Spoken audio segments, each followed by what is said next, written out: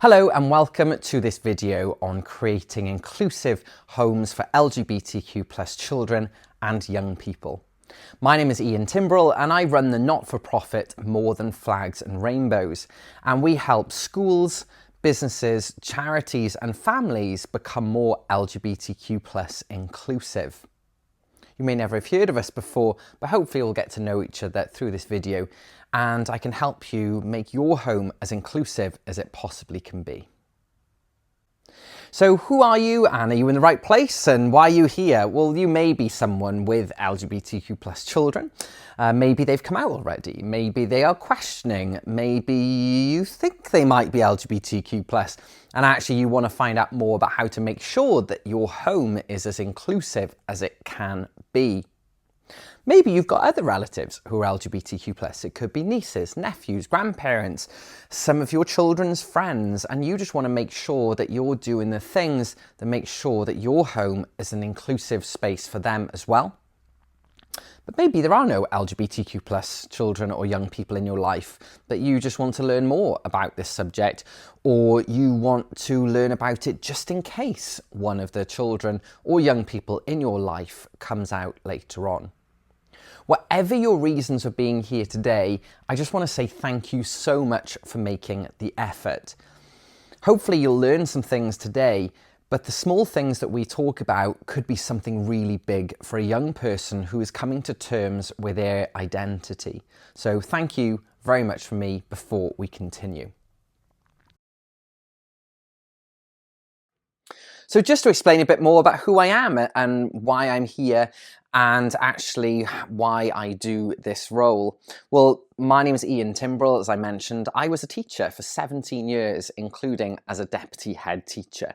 I actually love teaching. It is the most amazing job in the world. It's the best. But about 3 years ago, I realised that even though I'm a gay man myself, I had very little knowledge about what good LGBTQ+ inclusion was, let alone as a teacher. I didn't have a clue as a parent. And so I started to do lots of research, and I realised that actually lots of people are crying out for this type of support, hence why I'm here today. But I still work closely with schools and now working with families as well, so we can work together to make sure that all our children feel safe, seen and supported in school and at home. Now, I have to say this bit because it's really important, that I do have an accreditation in relationship and sex education and a master's degree in leadership and management. It's not just that I'm a gay, I do have qualifications. Now, it might seem really cheesy me saying that, but it's important that you know that everything I talk about today is based on research and the experience of LGBTQ+ young people. Because actually, I'm just one gay man, and my experience is very, very different to others. And if you're an LGBTQ+ parent yourself, it can sometimes really help to reflect on actually, just because you are part of the community doesn't mean that your child, or whoever you're here for, will experience things in exactly the same way you do. And so all of the work today, as I said, is based on research. And if you did want to find out more information about any particular aspect of today's work, please just get in touch. I'm also a dad. I have a 12-year-old son, and he has two dads. He has a life that is a bit different to many of his peers. He's been in two different schools. He was in one school where actually it was never an issue. He was really accepted. But that school had made a huge effort to make sure that in their curriculum there were loads of diverse people and families. He moved to another school where unfortunately that was not the case, and their curriculum tended to be based around who was in their school at that time. And unfortunately, he faced bullying for having two dads. Now, although that wasn't direct LGBTQ+ bullying, it comes from the same place. It is the fear of being different. It's the fear of being unusual. He's in an amazing place now, and he's taught me so much about what actual acceptance and inclusion is. Now, the last thing might seem a bit left field, but bear with me. But I am a total Star Trek nerd, and if there are any Star Trek nerds out there, please drop me a message of support.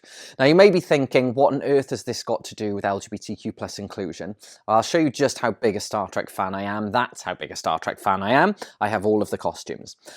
But the reason that I bring it up is that in Star Trek, there is a world where prejudice has been eliminated. Now, we know that Star Trek is really popular amongst the LGBTQ plus community, and this is possibly why. Because isn't that a world we'd all want to live in, where we can just be ourselves and be accepted for who we are? I certainly want that world, and I think by watching this video, you want that world too.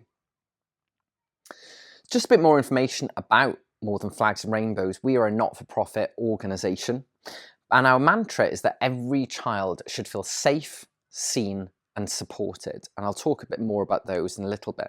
But the name came from a visit I went on once to a school which had more rainbows anywhere than I'd seen in any one place. It was incredible. And everyone had rainbow lanyards on, everyone had pronoun badges on. They had a pride group, they had Pride Month events. And yet, when I spoke to the children in the sixth form, bullying was rife throughout the school. Because when we try to be LGBTQ plus inclusive, sometimes what we can jump to is those visual things, those visual symbols. And they are important. I'm not saying that they're not important. You know, it can make a real difference to a child knowing that someone's got a pin badge on with a rainbow. Certainly if I go to a secondary school and I've got a rainbow flag on, certain children make a beeline to me because they know that I'm a safe space. And so those symbols are important, but they don't work on their own, because actually the most important thing is that the children feel safe. So I'm not going to be talking about visual symbols today, because I think we know what they all are. I'm going to be talking about the other things that you can do to help your child or another child in your life feel safe, seen and supported. If anything comes up today that you want to find out more information about, please contact us either through our website or on Instagram or Facebook at More Than Flags and Rainbows. I will try to answer any question I can, but if I'm not the right person, I'll forward you on to someone who can help. But never sit on a question. There's no such thing as a silly question. Go ahead and ask, and hopefully I can get you the information that you need. So in this session, we're going to cover 3 areas. We're first of all going to talk about keeping safe. So first of all, what on earth does all this vocabulary mean? Because we can't keep children safe if we don't even know what the words mean. We're also going to talk about how do you know if a child is LGBTQ+. We'll then move on to how we ensure that children are seen. So the pronouns that they use, what fears people have around pronouns and how we can respect them. And also books and media, how we can make sure that the books and TV and film that we watch is representative so it can help your child or another child feel accepted or even understand their identity. And finally, supported. What if a child in your life does come out? Actually, what do you do? How do you support them? And particularly around transitioning, we'll talk about your role as a parent in that. And finally, we'll finish off with some local services that you can go to if you need any additional support after watching today's video. Now, the one thing I really want to say is today is not about getting everything right. And life isn't about getting everything right. There is a sort of stigma that's been created about making mistakes, whereas you should get someone's pronouns right straight away as soon as they say it. You should never make assumptions about people. That is not the way our brains work. Our brains work on lots of shortcuts, which means that we often make mistakes. Now, this is my job, and I make mistakes. I accidentally misgender people, or make assumptions about what their family structure is like. That is the way that we are built. If this is my job, then you're going to make mistakes as well. But what it's about is the way that you react with that mistake. So if a mistake is pointed out to you, for example, you used the wrong pronouns, it's about apologising, learning, and moving on. We don't need to make a big scene about these mistakes, but we just need to show that we are trying and that we are learning. That's really important. But also, if you've got teenagers, for example, who are transitioning and have changed their pronouns, have we had a conversation with them about how they should react when someone makes a mistake? Lots of teenagers might fly off the handle or take it really personally. But actually what we need to do is have a little conversation with them to say, well, actually, that person was trying, they just made a mistake. And actually, we should be really grateful for that. It's really important because not everyone is going to get it right first time. And we need to prepare our children and young people for a world where mistakes are made. But take the pressure off yourself a little bit. As long as you are trying your best, that's what matters to me, and that's what matters to the majority of LGBTQ+ people. So let's have a look at some of the language. So we have some more commonly known terms here. You might want to take a little look and have a look. Which ones do you know? Which ones are you not sure of? Which ones do you think? Which ones have you never heard of before? And the first thing to say is that words are changing all the time. Some of these are older than others. Some of them are newer than others. But actually, words have been changing forever. It's not a new thing. And so when some people say to me phrases like, oh God, there's another new word, it's changing again. Actually, that's not new. The reason that we seem to be seeing an acceleration in language is because of social media. It's not necessarily because the language is changing faster, it's just because we are aware of it because of social media. So let's have a look at some of these words and have a look actually what do they mean.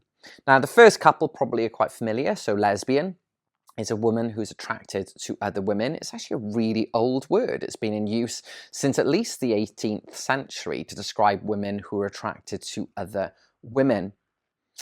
Now, some lesbians might not use that word. So some women attracted to women, they may prefer the word gay or use them interchangeably.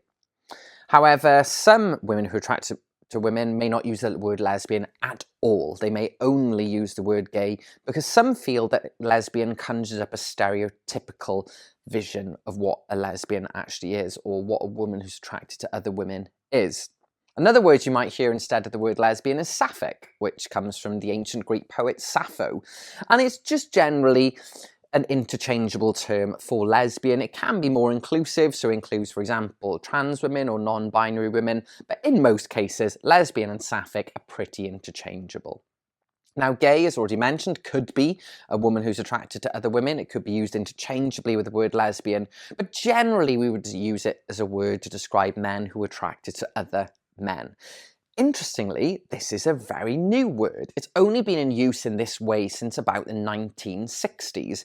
We really don't know where it came from. There is a lovely story that it stands for good as you, and that actually when gay men were being persecuted, or homosexual men as they would be known at that time, that the term gay came up and it was good as you because you should be happy with who you are. It is a lovely story to explain where the word gay come from, but unfortunately there's no evidence that it's true whatsoever. So while it's a lovely story, we don't really know why the word gay started being used to describe men who are attracted to men, but it is a really recent word.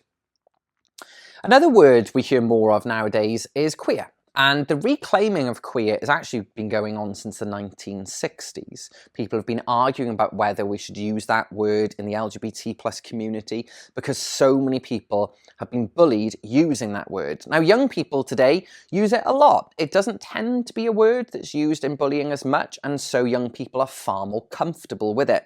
Some people will use it to describe themselves as gay or lesbians. They will use it to describe their sexuality. Some people will use queer to describe the fact that they're transgender or non-binary. Some people will use it to say, well, I'm not sure which word fits for me, so I'm just going to use the word queer in the meantime. So it's almost like a non-label label. But it is a really broad term that is used. But if your child does use the word queer, I would be having a conversation that not everyone is comfortable using that word. People, particularly in my generation, may have been bullied using that word and so aren't comfortable with it. So it's just been having a bit of respect that even though you are comfortable with it, not everyone is. So the term bisexual is when someone who's attracted to men and women. Pretty straightforward. But the misconception around there is that someone who's bisexual has had relationships with men and women, which is not the case. Someone who's bisexual may only have ever had relations with men or only ever had relationships with women. Just because someone is bisexual does not mean they're attracted to everyone. That's not what it means. Now, other people might describe themselves as pansexual, and this is where someone who's attracted to individual people, so it's regardless of their sex and gender. So there's actually quite a lot of overlap with bisexuality, but it comes down to how that person sees themselves. Are they attracted to men and women, or are they attracted to the individual person? Don't worry about it too much. It's just about respecting what that person says they are and us listening and acknowledging that. But there is a lot of overlap because as human beings, we do like to invent labels, and sometimes the labels don't quite fit everyone perfectly. The final word that we're going to look at for sexuality is asexual. Someone who's asexual generally does not have sexual attraction to other people. Now, it may be on a bit of a continuum, it may come and go. For the most part, someone who's asexual does not experience sexual attraction. That does not mean they won't have relationships and children and get married. It just means that that drive is not naturally there.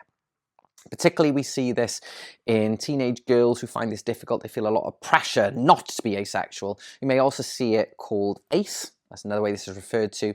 And so it's just about acknowledging if that's the way they feel and that's their identity, they are the best person to know that. So those are our terms that we use to describe sexuality. There are many, many others. We'll cover later on what to do if you hear one that you don't know about. Now, someone who's transgender, for example, was born female, but lives and identifies as a man. Now, this isn't to do with clothing or hair or pronouns or names, although those are part of someone's transition. It's a far more deep-seated feeling than that. It's someone who has an incongruence between their body and their identity. But the bit we see is the visuals. We see the hair and the clothes and the makeup and things like that. That's what we see. But that is only one of the signs of being transgender. It's not what the identity is about. Now, someone who's non-binary might also describe themselves as trans as well. Someone who's non-binary will still have a biological sex. They would still be male or female, but they will socially identify as neither a man or a woman and will probably use the pronouns they. These identities aren't new. We have evidence of non-binary identities going back thousands of years. It's just that the phrase is new. We may have in the 80s and 90s sort of used the term androgynous as a very similar identity. The final identity that we're going to talk about is intersex. Now, sex, whether you're male or female, is actually really complicated, but we can boil it down to three basic things. It's the chromosomes you have, the hormones that you have, and the genitals that you have. And someone who's intersex, one or more of those, is not what we'd expect for someone who's male or female. So, for example, we would expect someone who's female to have XX chromosomes, but someone who's intersex might have one of those missing, might have an extra chromosome, for example. There might be genitals that we wouldn't expect someone to have who are male and female. They may need surgery for this, they may need not. Or someone who has hormone imbalances caused by these issues. But someone who's intersex legally will still be male or female. Chances are you will find out at birth, but some people go their whole lives never knowing, because unless you've had a chromosome test, how do you know how many you've got? So those are the main terms that we use in the LGBTQIA plus initialism. And some people often wonder, why are they all lumped together? Because they're not the same. They're very, very different. And the reason that they're all put together is all of these communities have faced persecution at one time. And it's a way of being camaraderie with each other and actually supporting each other who faced very, very similar struggles. That is why the letters are put together. Now, some of the things we might hear when we talk about these topics, for example, they're too young to know. The children are too young to know this stuff. Now, of course, there are ways of saying these things that are age inappropriate. Absolutely there are. However, no child is too young to know that some families have two mums or two dads, or one mum or one dad, or live with their grandparents, for example. It's all about how we say it to them, the language that we use. And I'm going to talk to you in a moment about how we can talk to some of these issues to different ages. When people say it's probably just a phase, and actually I do hear this a lot still, what you've done there is you've diminished that person's understanding of their own identity. And actually, if we say that to the person, it's just a phase. What the message we've said to you is, I don't trust your feelings about yourself. It's really important that actually that person, if they're giving themselves labels or talking about their identity, is coming to terms with something. They are processing it. But actually calling it a phase can be quite damaging to that person because they don't feel like they are being listened to. They might change labels as they go, or pronouns, things like that. That doesn't mean it's a phase. It means that they are processing their identity and coming to terms with it. Talking about it encourages it. Well, I mean, if that was true, everyone would be straight, because if we think about all the storybooks that most of us read when we were children, they all had straight characters in. So actually, that doesn't work. You're not going to turn anyone LGBTQ+ by talking about it. But what you might do is say to that child or young person, actually, because we're open and talking about these things, and if you come out as LGBTQ+, I'm going to listen to you, I'm going to help you, and you can trust me. There's no evidence that reading books with two mums or two dads, for example, will result in your child being LGBTQ+ at all. But it might mean that if they are, they feel comfortable to come out later on. Schools shouldn't be talking about this. I mean, I worked in schools for a very long time, and actually schools are the perfect place to talk about these identities, because naturally the school is more diverse than your home, so there's more examples to go by. But also that's where most people have their first relationships, and so if we help them with their understanding while it's going on, it's really going to help them understand their identity. But of course, schools as well as home should be talking about these things in an age-appropriate way. Now, children get confused if we talk about those things. Let me tell you, in my experience, is that it's never the children that are confused by these things, it's the adults. And actually, children are generally very, very accepting. The only caveat I would have with this is I have worked with some autistic children who have found the concepts difficult to understand. It's not that they can't understand them, it's just they need the information delivered in a slightly different way. And so we need to think about potentially using things like social stories or different books that talk about things in a much clearer and more direct way. They won't get confused if the information is delivered in the right way for that child at the right time. So how do we explain these identities at different ages? It's often a worry for many teachers, for example. Oh, I've got a child who's just asked what a lesbian is. I have no idea how to answer it. And there are simple ways that we can do this. It is worse not to answer that question, because actually if we refuse to answer it because we say it's inappropriate, what we've said is that subject is taboo and wrong, and none of these subjects should be taboo or wrong. So for example, if a child, which it does happen between the age of 3 and 7, asks what lesbian or gay means, we can put it in terms that they will understand. For example, marriage or love or parents. So we might say something like, some girls marry girls and some boys marry girls, or some people have two mums, some people have two dads, some boys have boyfriends and some girls have girlfriends. Nothing age inappropriate there. They know about all of these concepts between ages 3 and 7, and so we can talk about it in that way. It's quite unusual for a child to ask what bisexual is or bi, but it may be that they've overheard that term from someone else. And what we all say in that situation is some people might marry a girl or a boy, they just haven't decided yet. So we're putting it in a context that they really understand. Again, a child is not likely to ask what transgender means, but we can, if they do, put it in the context of some people are born as girls or boys, but live as the opposite.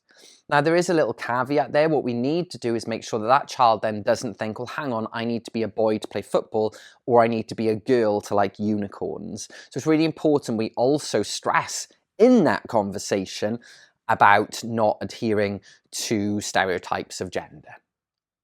Now, when the children are a bit older, particularly in Key Stage 2, we can expand those definitions a little bit. So we can, for example, we can talk about fancying and love, because we all know that most children get their first crushes in junior school. So we can start to talk about that. Then actually it's when two men or two women fancy each other. Bisexual, we can talk about gender, because they will start to really have an understanding of gender here. So someone who can love or fancy people of more than one gender. But again, reinforcing doesn't mean they like everyone. It's just that they like boys and girls, or they like men and women. Transgender then, your child will probably by about year 4 or year 5 at the very latest have received information through their RSE teaching about the body and about genitals. So they will understand the difference between sex and gender. So you can talk to them about that the sex someone has, so whether they're male or female, doesn't match who they are inside, doesn't match their identity. But again, making sure that we reinforce that it's not about stereotypes. It's not about, you have to be a boy to like football, etc. They may ask what the word queer means, because they might see, or they might ask what the Q means. It's quite commonly asked in year 5 and 6. It's a word some people use if they don't fit into one box, you could say, or you could just say it's a word that some people use instead of gay or lesbian. And the plus generally is not asked. A child wouldn't just come out and say it. It would be if they saw it, for example, on a display or a sign. And what I'd say with the plus is you just say there are many other words to describe who they are, and the list would just get too long. So we just put the plus at the end to make it easier, which is actually what it's for. So this is just some advice for you on how to answer these questions, because it's better to give an age-appropriate answer than avoid the topic. Or one of the things that people I see often do, for example, if a child asks what gay means, we'll say happy. Well, actually, gay did not originally mean happy. It was actually joyful. But the point is that that wasn't what the child was asking. And if you give happy or joyful as the answer, you haven't actually answered their question.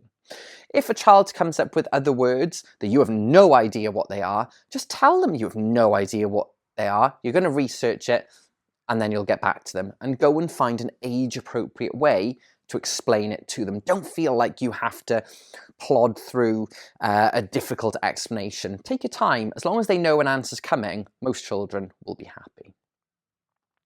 So when you are explaining those identities, just take your time. And if you have any questions of identities that I haven't gone through, or you come up with but you haven't got a clue of, just drop me a message. I love learning new vocabulary. It's really fascinating. So how do we create a supportive home? So we've talked about what all these things mean, but actually what practical things can you do in the home to show that you're being supportive? Now you'll notice the things that I'm not going to say are get rainbow pin badges or lanyards or t-shirts, although you will see that I am wearing a rainbow t-shirt.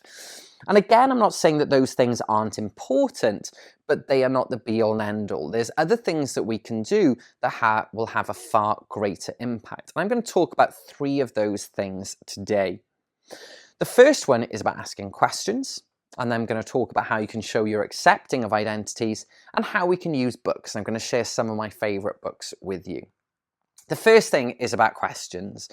And one of the things that sometimes happens if a child asks us a question off guard is we get very worried, we get very nervous, and we either spurt out something that we didn't really mean, or we won't answer the question. If you get asked a question that you've no idea how to answer, don't feel that you have to answer straight away. One of the mistakes that we do is that, and then we give an answer that just doesn't work, or is inappropriate, or just plain wrong.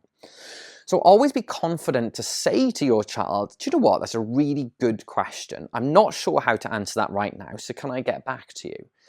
And then go away, think about it, maybe write it down, have a little search on the internet for ideas of how to answer that question, and then you can go back to them. It's important that you don't feel like you have to answer those questions, but that your child feels that they can answer any questions at any time. What sometimes happens in this situation is that a child will ask something like, what does the word queer mean? We'll say, oh no, we don't use that word, we don't talk about the word, or you're not old enough for that word. And what you've told that child or young person is that's a taboo subject. What we need to do is not necessarily answer the question straight away, but go back to them in time and answer it. Now there you can use AI tools to help you with this. You can ask AI for age-appropriate ways of explaining terms, but I would always be careful with that. Think it through as a parent. Are you comfortable with the answer? And also always double check and fact check the information to make sure that it is right.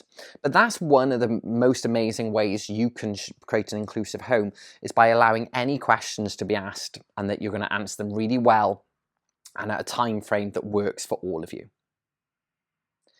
One of the ways we can show is by accepting identities. So your child, if they come out as LGBTQ+, might change their pronouns, for example. And some children might change them on a weekly basis while they're trying to work out who they are. And that's absolutely fine. What we need to do in a supportive home is to respect that.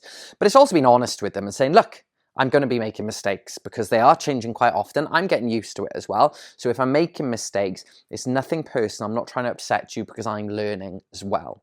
But actually having that open conversation with the child, saying, actually, I'm learning with you as well, and I am accepting of who you are, is really important and really valuable to that child. One of my favorite ways of creating an inclusive home is through books. Now, I split books into two types of inclusive books. The first ones are teaching books. So for example, a book explaining that some parents have two daddies, or a book explaining what LGBTQ plus means. Now, these books are great and they work really well if you're having a sit down and formal conversation after a child has asked you questions. So for example, if your child doesn't understand that some families have two dads, they're struggling to understand it, these type of books can be really valuable. The problem with these type of books is what they do is they point out that these people are different and these people are unusual. And actually what we also need to do is have books of representation. So for example, the book Rainbowsaurus is one of my favorites if you've got children under the age of about 5 or 6. They've got a family walks on the back of a coloured dinosaur. They learn the colours, they learn the animal noises. It's not mentioned through any of the book, but the characters have two dads in the pictures. That is wonderful representation because people who have two dads or are gay don't go about their lives literally only talking about that. They live in the real world. And so this is true representation. And I just want to share with you some of my favourite books that you can put in your book corner or read to your children or get them to read that really have diverse characters in and can show your child that the world is a diverse place and this is a safe place if you feel a bit different. The first book I love is called Cinder and Ella, and it's a spin on the Cinderella story, but is about two girls who fall in love, and it is absolutely wonderful. But what will happen when the clock strikes midnight? The second book I love is Dogs Don't Do Ballet. Now, while not specifically about LGBTQ plus people, what this does is it breaks down stereotypes. So it can help children who are working through their gender understand that actually boys can do ballet as well. Your gender doesn't necessarily link to the things you wear and the things that you do. And so this can be a really good way of opening up that conversation about breaking gender stereotypes. I love this book. It's called 'Twas the Night Before Pride. And if your child did want to learn more about pride, it is a really lovely way to talk about what pride is, where it came from. Now, in the middle, there are a couple of pages that talk about the Stonewall riots that started the very first Pride. If your children are a bit young or sensitive to that, you could just skip over those 2 pages, but the rest of the book is really beautifully drawn and is really accessible. This is Rainbowsaurus that I was telling you about earlier.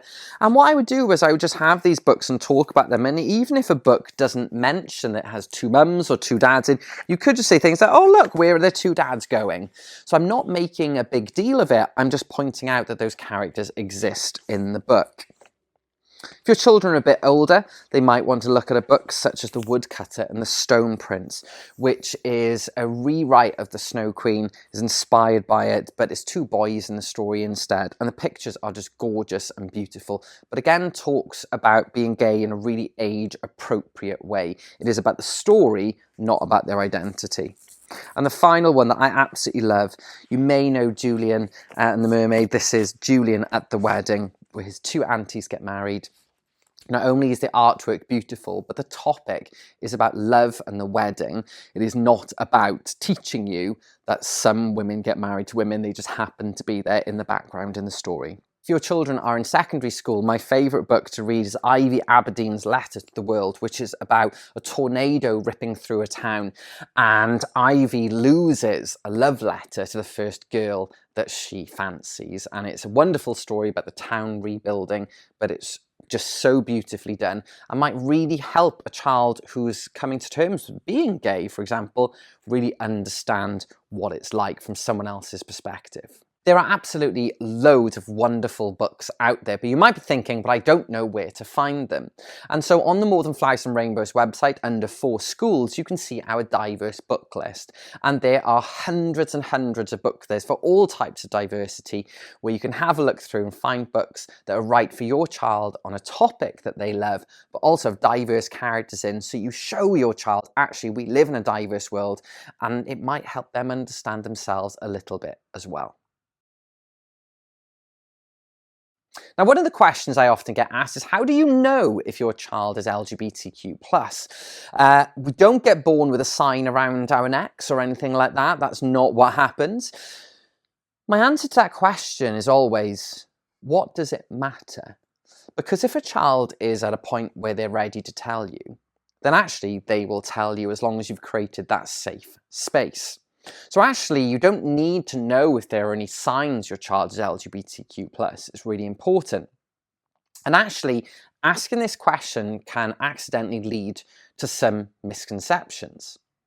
This is Gwen Stefani's son, and this photo was taken around 10 years ago, where Kingston, his name is, went to a party of his friend's house and instantly put on a tutu and loved this princess party. Now, some people may look at this picture and go, oh, he's obviously gay, or he's obviously trans, or at least non-binary, and actually, he doesn't identify as any of those things. And that's what we have to be very careful of parents of. If we've got a child, for example, who's a boy playing with what is traditionally known as girls' toys, even though there's no such thing as girls' toys, actually we've got to be really careful that we're not putting our own ideas, their identity onto them. It's really important. There's nothing wrong with a boy playing with dolls. There's nothing wrong with a girl playing with dinosaurs. Those things are not a sign of someone being LGBTQ+. Some LGBTQ+ people might do in those things, but many do not. So we have to be very, very careful that we're not making assumptions about our child because of gender stereotypes. And this particularly happens when we look at being transgender. And what I often see is some parents worrying that their child is transgender because they want to wear the opposite gender's clothing. But actually, that's not necessarily a sign that they are transgender. It's just a sign that they're gender non-conforming. I turned 40 a couple of years ago and I started painting my nails.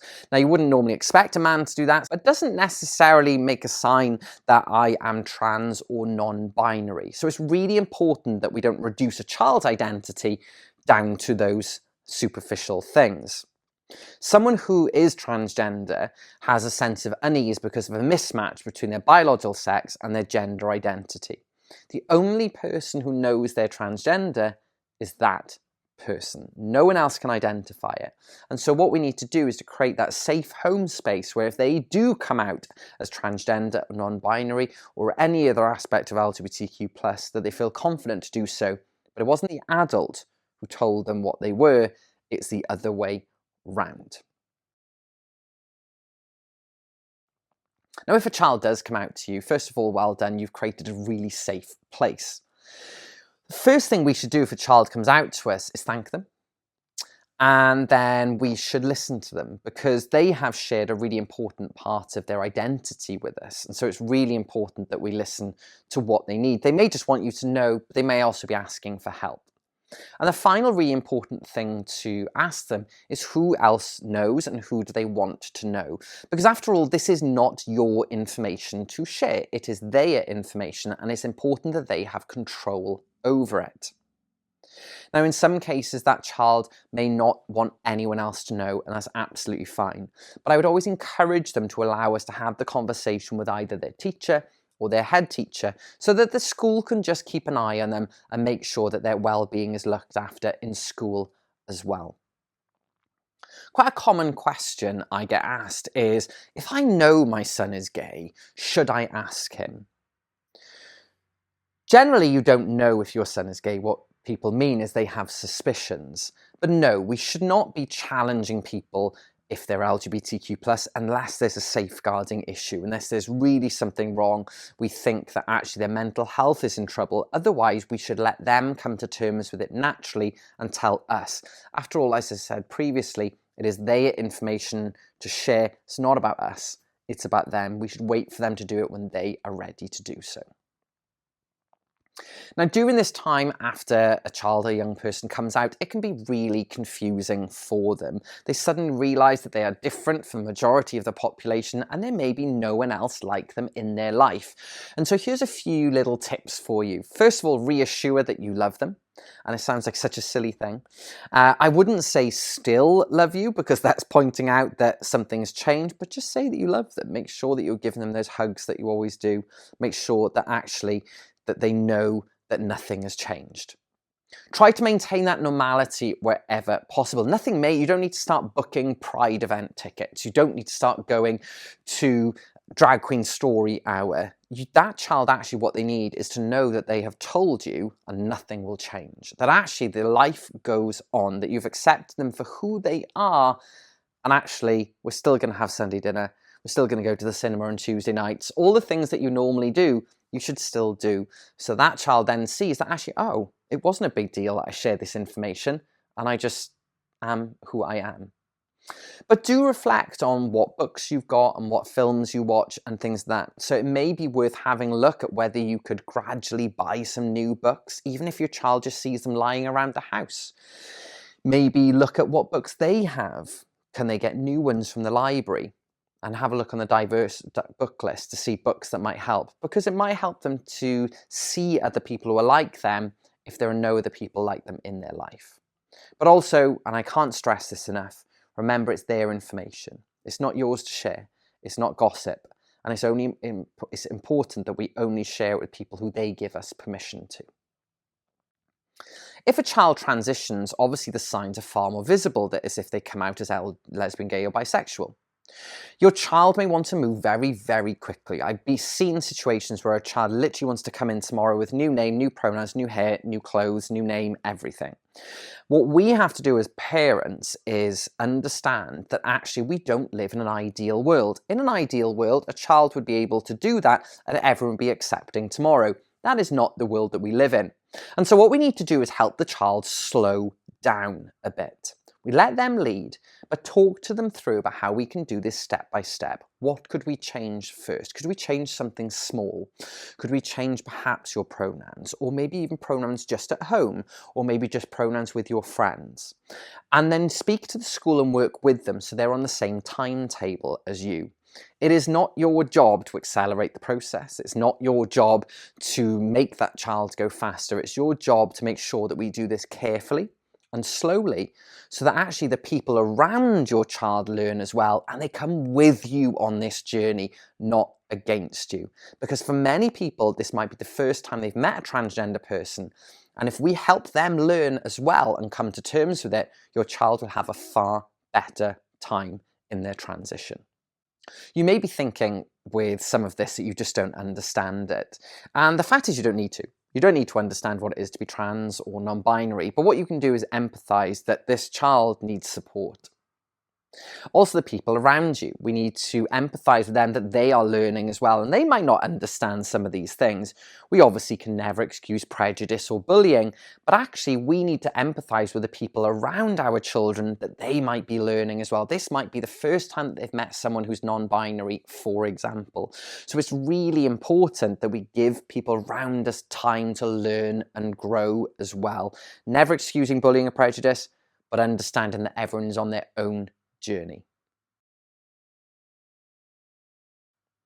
Unfortunately, sometimes things can go wrong and your child may face bullying. Unfortunately, we do know that children who are LGBTQ+ are more likely to face bullying in schools. If you do go through this bullying, on the More Than Flags and Rainbows website, under the For Parents section, there's a free leaflet that you can download that can help you understand how to work with the school step by step to tackle the bullying. If this doesn't work or you have any additional questions, please drop us a message and we can work with you to help to resolve the issue. I sincerely hope that you don't have to use this leaflet, but if you do, we are here to support you. There are also local services that you can access to help you with this, for example, the BU project.